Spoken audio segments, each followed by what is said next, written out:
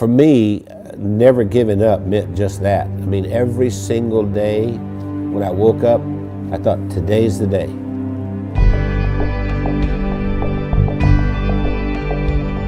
I was the second son in a sharecropper's family, and a sharecropper means that you don't own anything. I mean, you work for someone else who was the landowner.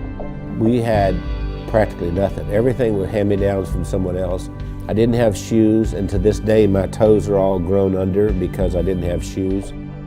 I remember I had this encounter with my mother, and I said, you know, tell me you love me, and she didn't do it. And so I went down and I sat on this creek bank and I thought, you know what, I don't care if anybody loves me, I love me.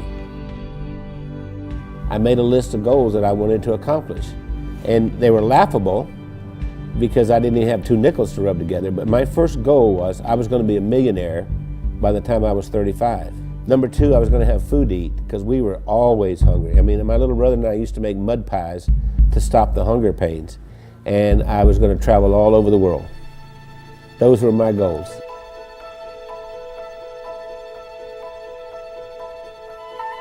I've learned everything from working with Randy. I didn't know anything about business. I started out, before I met Randy, I was a teacher, a mathematics teacher. Well, I think we have a very good balance. Randy's really good in sales and telling the story and explaining why people need to have whatever it is that he's selling. And then he comes to me and says, Wendy, can we make it do this? And I have to get it done. We started working together, and we were together all the time doing things, and that we just, you know, couldn't be without each other. And once she got exposed to me, it was downhill from there. I mean, she could not last a day without me. That's probably true. That's what the COO does here. Does hair? She preps me. Spit on it, honey, like you used to do. I never spit. We retired a few times. Did he tell you that? We've tried retirement 3 times, but we never figured out exactly how to do it because we've worked all of our lives. We took a year and we traveled around the world. Then when the decision of the day became, where are we having breakfast? I thought, we're in trouble.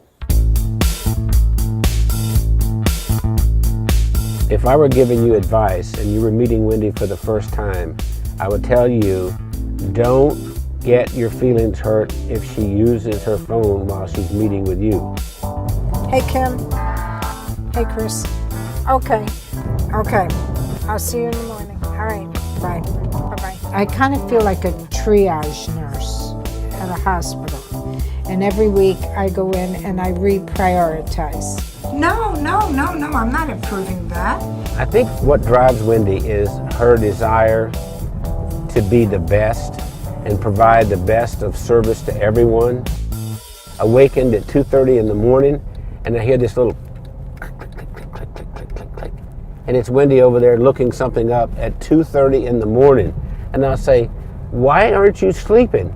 You can do that tomorrow morning. We are the definition of entrepreneurs. And we don't like doing one thing at a time. We have to do a lot of things at the same time.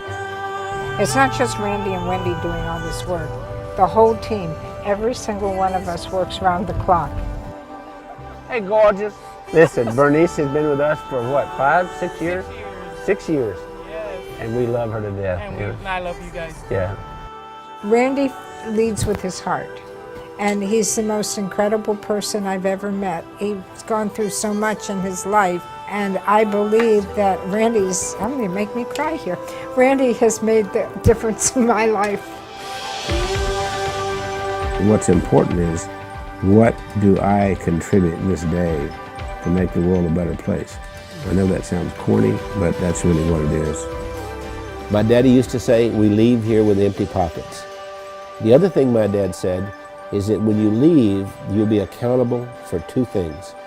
1, how did you treat Mother Earth? And 2, how did you treat the people on Earth? I feel that I have found joy and that I've given joy, and I think there's a lot more joy that we can give.